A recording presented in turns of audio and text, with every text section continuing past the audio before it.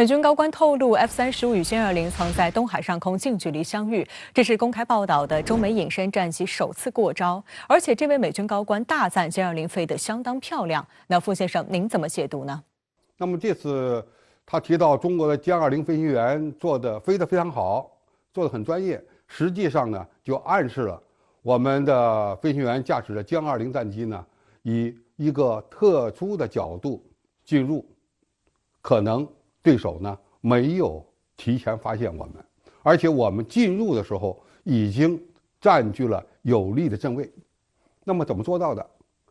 实际上他在谈到歼20和 F-35战机近距离接触的时候，还提到了另外一款飞机，那就是空警500。显然这是一次小规模的体系对抗。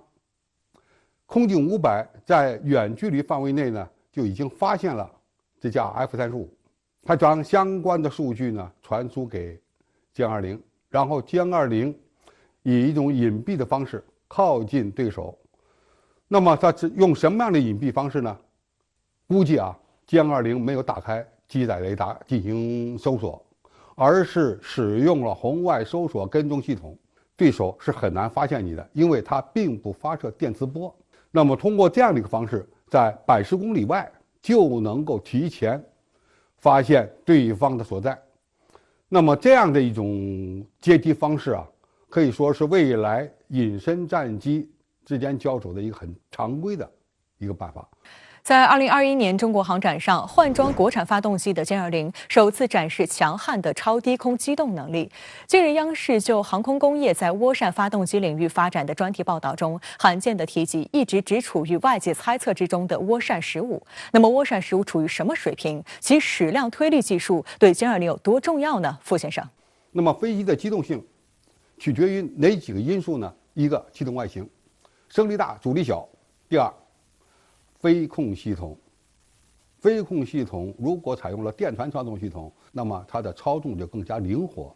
第三，动力装置，发动机的推力越强劲，机动性越好。那么涡扇15和歼20现在配装的涡扇10系列的发动机有些什么样的区别呢？一个，它的推力更大；第二，它的推重比更高。这还不算，据说呢，涡扇15今后会配推力闪喷管。那么有了推力闪喷管，那么它不仅仅能够实现高机动，还能实现超机动。那么在空战过程中，它就可以稳稳地居于主动地位。当然，发动机的推力大、推重比高，还可以帮助歼20战机实现超音速巡航。有分析指出，美日韩已经在东亚部署6支 F-35战斗机中队，未来这个数量将至少增加到18支。请教一下杜先生，对于东亚地区隐身战机的急剧膨胀，您怎么看？东亚地区，美国大量部署 F-35战斗机，并向盟国出售 F-35战斗机，恐怕有多重考虑。首先呢，是在空中要实质性的推进印太战略。